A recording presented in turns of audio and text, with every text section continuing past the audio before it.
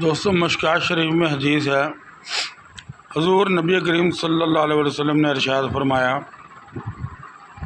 کہ اے اللہ، یہ میری اہل بیت ہے، میں اس سے محبت کرتا ہوں، تو بھی اس سے محبت فرما۔ اس حدیث کی راوی ام المومنین حضرت بی بی عائشہ ہیں۔